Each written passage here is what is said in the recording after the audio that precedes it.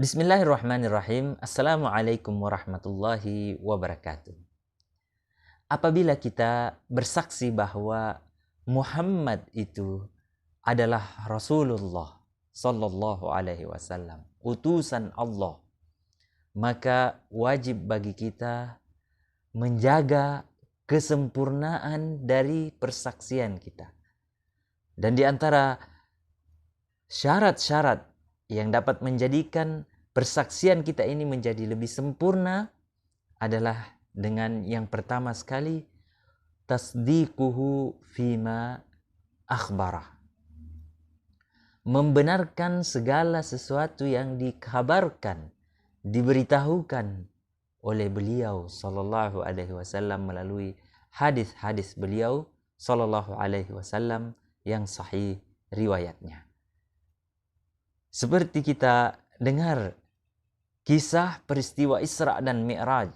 Rasulullah Shallallahu Alaihi Wasallam diperjalankan dari Masjidil Aqsa kepada Masjidil Haram, kemudian diangkat naik ke atas langit yang ketujuh dalam masa satu malam, adalah peristiwa yang sahih dari Rasulullah Shallallahu Alaihi Wasallam, dan kita wajib membenarkan tentang hal itu. Demikian juga dengan peristiwa-peristiwa yang lain yang mungkin kita tidak percaya kalau kita menggunakan akal sederhana kita. Tetapi ingat, Rasulullah Sallallahu Alaihi Wasallam ialah utusan Allah. Allah Subhanahu Wa Taala Maha Kuasa, Maha Perkasa untuk memberikan kemukjizatan, kelebihan dan keistimewaan kepada hamba-hambanya, kepada makhluk-makhluknya, dan kepada siapa yang dikehendakinya. Dan Rasulullah Sallallahu Alaihi Wasallam ialah di antara nabi yang mempunyai mukjizat, kelebihan, keistimewaan yang kalau kita menggunakan akal sederhana kita mungkin tidak akan diterima dan dicerna secara mudah. Tetapi apabila kita menggunakan parameter iman dan kita menggunakan keyakinan dalam hati kita, berserah diri kepada Allah Subhanahu wa Ta'ala, maka segala sesuatu akan menjadi lebih mudah. Kemudian yang kedua, ta'atuhu fima amar. Mentaati beliau sallallahu alaihi wasallam dengan apa-apa yang diperintahkan oleh beliau sallallahu alaihi wasallam. Jadi segala yang apa diperintahkan dari syariat agama Islam ini, maka wajib kita untuk mentaatinya. Dan itu ialah konsekuensi dari syahadat kita yang kedua.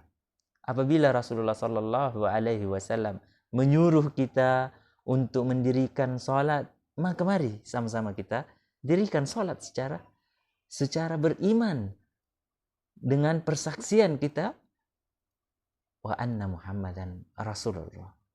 Seorang kekasih, junjungan, tauladan, contoh, orang yang kita paling sayang di dunia ini memerintahkan kepada kita, maka wajib bagi kita untuk mentaatinya. Kemudian yang ketiga ialah tarku ma naha anhu wa zajar. Meninggalkan segala sesuatu yang dilarang dan diperingatkan oleh beliau sallallahu alaihi wasallam.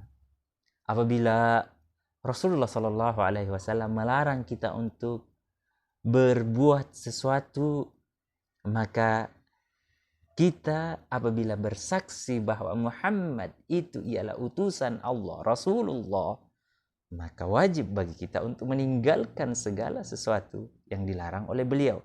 Dan ini sekali lagi ialah konsekuensi daripada rasa cinta kita kepada Muhammad sallallahu alaihi wasallam. Apabila Rasulullah sallallahu alaihi wasallam melarang kita untuk melakukan perbuatan yang dapat memudaratkan, membahayakan diri kita, maka tinggalkanlah apa yang membahayakan diri kita. Itu ialah konsekuensi dari rasa cinta kita kepadanya. La darar wa la dirar. Jangan kamu memudaratkan, jangan kamu membahayakan. dan jangan kamu dimudaratkan, dibahayakan. Apabila Nabi Shallallahu Alaihi Wasallam melarang kita untuk berbuat dosa, maka tinggalkan dosa. Itu bukti cinta kita kepada Rasulullah Shallallahu Alaihi Wasallam dan pengejawantahan pembuktian dari syahadat kita anna Muhammadan Rasulullah. Kemudian yang selanjutnya adalah wa alla yu'badullah illa bima syara'. Tidak menyembah Allah Subhanahu wa taala melainkan apa yang datang daripada syariat-syariat yang diajarkan oleh Rasulullah sallallahu alaihi wasallam. Jadi disinilah poin pentingnya bahwa apa yang telah datang daripada agama ini semuanya telah jelas dan semua telah ditentukan sebelum Rasulullah sallallahu alaihi wasallam meninggal dunia. Dan Imam Malik pernah mengatakan, barang siapa yang mengatakan bahwa ada lagi syariat selain daripada syariat yang diturunkan oleh Rasulullah sallallahu alaihi wasallam, maka dia telah mendustakan, dia telah ingkar kepada Rasulullah sallallahu alaihi wasallam, bahkan menuduh Muhammad sallallahu alaihi wasallam menyembunyikan risalah agama ini. Na'udzubillahi min dzalik.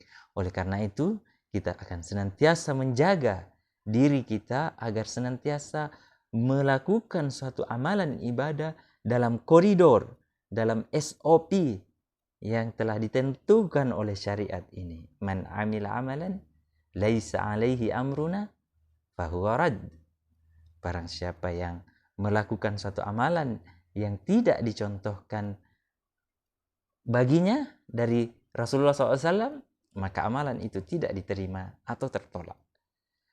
Jadi apapun kaidahnya adalah segala sesuatu jika Nabi SAW ingat dalam urusan ibadat, selama tidak ada panduan dan tuntunannya dari baginda Rasulullah SAW, maka kita keluar dari rambu-rambu petunjuk yang telah diajarkan oleh beliau sallallahu alaihi wasallam. Ingat, dalam masalah ibadah, bukan dalam urusan dunia.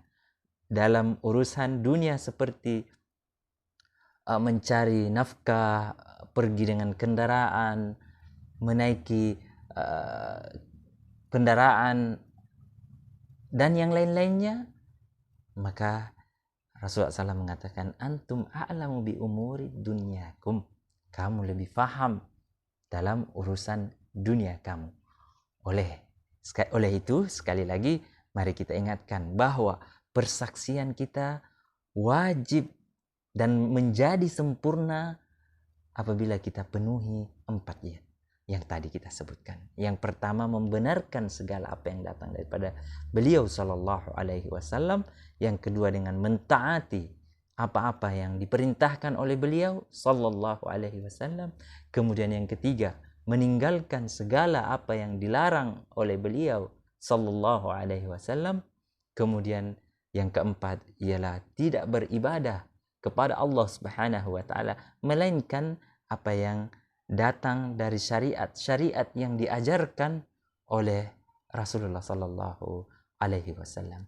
Semoga Allah Ta'ala senantiasa memberikan petunjuk bagi kita, hidayah bagi kita untuk senantiasa berada di jalan yang benar, berada di jalan petunjuk Rasulullah Sallallahu Alaihi Wasallam sehingga datangnya ajal menjemput kita. Wassalamualaikum warahmatullahi wabarakatuh.